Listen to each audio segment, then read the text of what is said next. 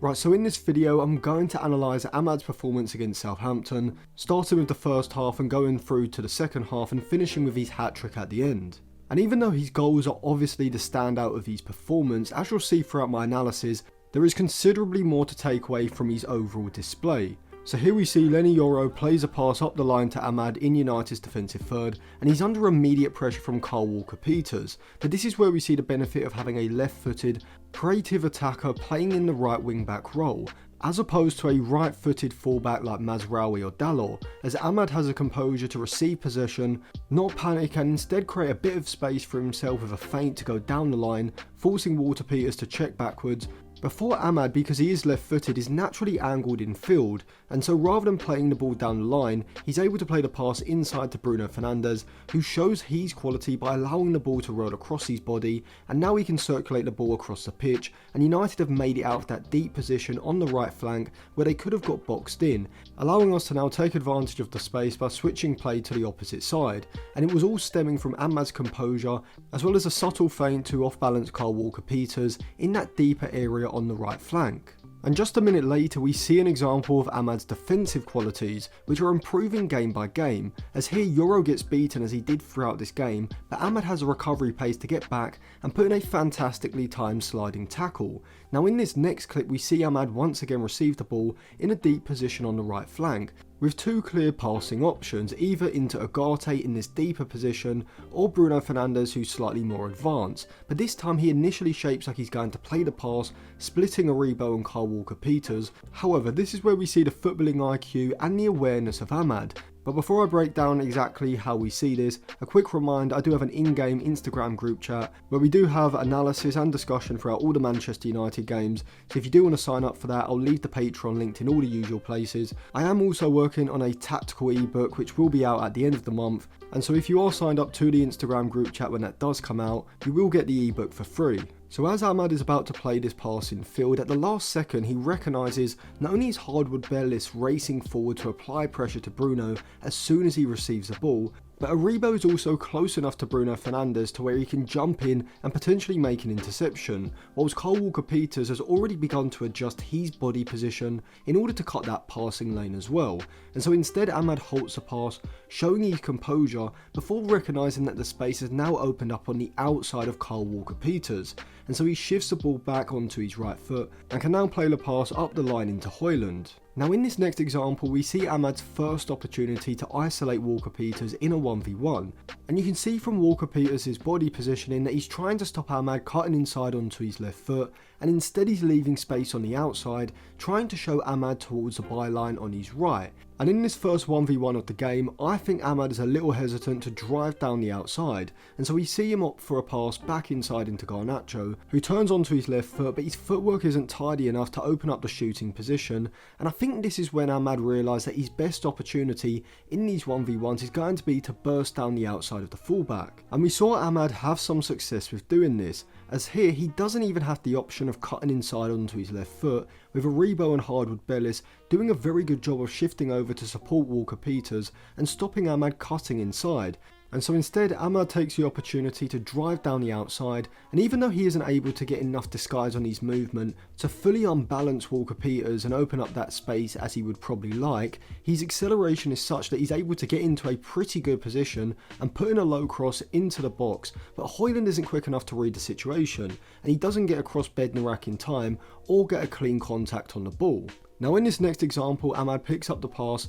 before it goes out for a throw-in, and he is running at Walker-Peters from a more horizontal angle, but one thing you can definitely see is that his confidence has increased from his first few 1v1s, and now he runs at Walker-Peters with a lot more intent and pace, throws in a quick step over as well to add confusion, and is more decisive with shifting the ball onto his right, and he's able to get the low cross into the box. And even though this time it didn't lead to a direct shot on goal, you could certainly see that Ahmad was starting to have more success in these type of situations. And right at the end of the half we see Ahmad break through on the inside of Kyle Walker-Peters, and he actually did this despite having Hardwood Bellis and Aribo in close proximity inside of the box. Once again he gets shown down the outside by Walker-Peters, but this time he drops a shoulder and dinks back inside. But this part of his game is crucial, and that is his close ball control whilst moving at pace, and I think this is what distinguishes Ahmad from Garnacho, and even players like Rashford and Sancho from Garnacho, as Garnacho is still very erratic in terms of his ball control in congested spaces,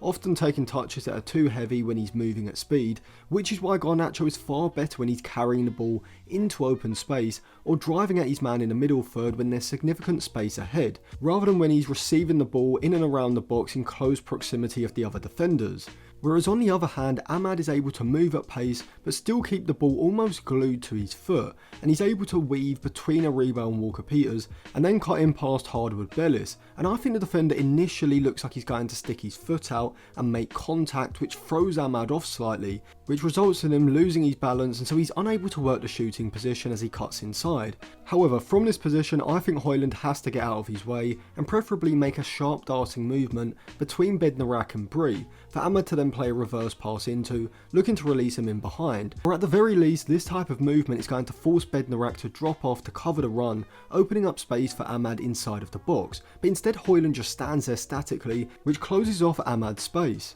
And right at the end of added time in the first half, Ahmad once again is able to isolate Walker-Peters in a 1v1, or really it's a 2v1, as Matthias Fernandes is quick to get across and double up on Ahmad, and in this type of situation I think this is where Ahmad would benefit from having a player behind him providing an overlapping run, which would work to drag Kyle Walker-Peters deep if he decides to cover that run, opening up space on his inside for Ahmad to drop a shoulder and weave into, looking to get into a shooting position as we saw in the previous example. Or alternatively, if Kyle Walker-Peters holds his ground, because it's a bit of an awkward position for Fernandes to get back and track the run on the outside, Ahmad can then drop a shoulder, shape that he's going to cut inside in order to get Walker-Peters to shift his weight onto his right foot before then playing the reverse pass down the outside, finding the overlapping run, releasing the player into a dangerous crossing position inside of the box. And this is why I think Mazraoui or even Dalot would be better options as a right-sided centre-back in these type of games, where United are going to be dominating possession for large periods, as either one of those two would be much better suited to pushing up the right flank and providing these overlapping runs compared with a natural centre-back like De Ligt or Euro. Also, if Ahmad was being used as a right-sided interior forward in the front three, this is where having a right wing-back like Frimpong could be hugely beneficial, as Frimpong could drop into a deep position on the right flank, dragging the opposition's fullback high, allowing Ahmad to float out wide from the right-sided half space, where from United can work the ball out to Ahmad, and now you can have Frimpong, who specialises in these types of overlapping runs, using his electric acceleration to race ahead of Ahmad, looking to get released into these type of crossing situations where his output is very good, and he was one of the players I suggested in my Who Manchester United Should Sign video, so if you do want to check out who I suggested, I'll leave the video linked in the eye above, as well as in the description and the comment section below. Now, even though Ahmad was pretty good in the first half, with him definitely having the right intention, you could definitely still see a bit of incisiveness in his decision making, but in the second half his confidence seemed to grow, and he got even better as the game went on. Here we see as he receives the ball in a deep position on the right side, inside his own half, and I think what distinguishes Ahmad from either Mazraoui or Antony when they play as a right wing back is his ability to find the forward and incisive pass. The simple pass is square to Ugarte, and this is the pass that we probably see both Antony and Mazraoui opt to play. But just like what we see from Dalot when he plays as the wing back on the left side, Ahmad is looking for the incisive pass forward, naturally facing in field onto his stronger foot. And from here, Ahmad's prepared to hold on to the ball, ignore the simple option, and instead wait for Højlund to check his run and move into the space in behind the Southampton midfield line, wherefrom Ahmad's able to split Walker-Peters and Aribo with a very good incisive pass from this static position, and from here I think Højlund has to do better. Minimum he should be holding on to the ball and laying it backwards just to retain possession, but he really should be turning with the ball to his right side and then carrying the ball into the space on his inside. Instead he fails to deal with the physical pressure from behind and the ball just bounces off him, and this is a recurring theme with Højlund, and not just in this game but throughout this season as well. Later on in the second half we see another example of Ahmad's progressive passing, splitting the Southampton midfield line. This time he receives the ball slightly higher up on the edge of the final third, and this time we see the benefit of movement ahead of Ahmad from that right interior forward position, as Antony makes a clever movement from that half space area in behind Walker-Peters, dragging Harwood-Bellis deep and opening up the space so that when Ahmad does drop a shoulder and dink in field, the passing lane is open into Xerxes' feet as the Dutchman checks his run and drops off from Bednarek on the edge of the box. And this is where we see the difference in quality between Xerxes and Højlund, as when Ahmad feeds the ball into his feet, Xerxes is able to get the ball under control immediately, whilst also holding off the centre back from where Ahmad carries on his run ahead of Xerxes, who almost finds Ahmad's forward run with a flick around the corner, but to be fair, Aribo does excellently to track Ahmad's run into the box and make the interception. Once again, later on in the second half, we see Ahmad receive the ball on the right side. He's composed as usual, doesn't instantly go for the simple square pass into Collier, but instead waits for the passing lane into Xerxes to open up before splitting the Southampton midfield line again and then looking to break ahead. And once again, Xerxes is able to seamlessly link play with a flick into Anthony, showing how United's attack significantly improves when Xerxes plays as a centre forward as opposed to Højlund, simply because of his ability to link play with his back to goal efficiently, because Højlund can't even seem to hold on to the ball, with it constantly bouncing off him almost every time it goes into his feet. But after a pretty good performance all game, just after the 80th minute we finally see Ahmad make the difference. Once again, Xerxes is able to receive the ball and turn, and he finds Ahmad isolating Kyle Walker-Peters in the 1v1. And you can see by this point in the game, Ahmad's confidence is sky high, because as soon as he receives the ball, he drives directly at Kyle Walker-Peters, pushing him back into the box. And as he's pushing Kyle Walker-Peters backwards, we once again see him throw in a few step overs, shift the ball to his left, and I think in a season or so in this type of situation, we probably see Ahmad shift the ball as though he's going to take a shot with his left, looking for the fullback to overcommit before dragging the ball back onto his right and going down the outside. This time, however, he looks to get the shot away. He doesn't quite create the angle, but he gets the luck that his intent certainly deserved, as it bounces back in front of him, taking him past Kyle Walker-Peters, before he then takes a touch with his left foot, setting himself up on his weaker right foot before slotting the ball past Ramsdale, giving United the equaliser. And just under 10 minutes later, nearing the 90th minute mark, we see Ahmad once again pick up the ball on the right side, and in this type of situation, once again, I do feel like an overlapping player would be hugely beneficial to not only offer Ahmad an option to play a pass down the outside of the fullback, but also to drag the players away and potentially open up some space for either a cross or a shot. But Collier instead holds his position slightly further back, which isn't necessarily a bad idea,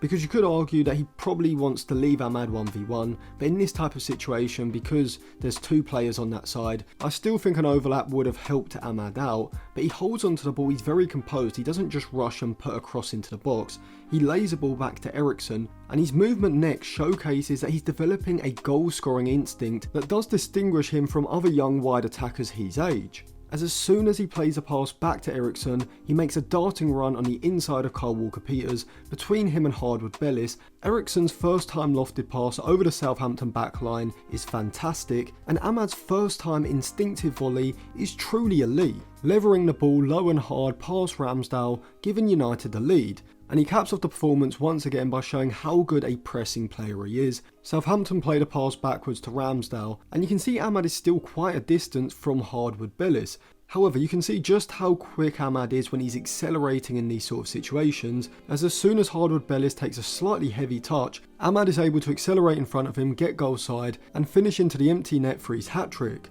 So overall, this was a man of the match performance from Ahmad, and he wasn't just impressive in the last 10 minutes of the game when he scored his hat-trick, but also throughout the game he showcased in 1v1 situations, going down the outside and on the inside, as well as for his progressive passing when splitting the midfield line, with Xerxes' arrival in the centre forward position in the second half, definitely aiding Ahmad's game and making United's attack just flow a lot better. So let me know what you thought of Ahmad's performance in the comment section. You can sign up to my Patreon for the in-game Instagram group chat. I'll leave that linked on the end screen now, and you can check out some of my other videos which will be linked in the description.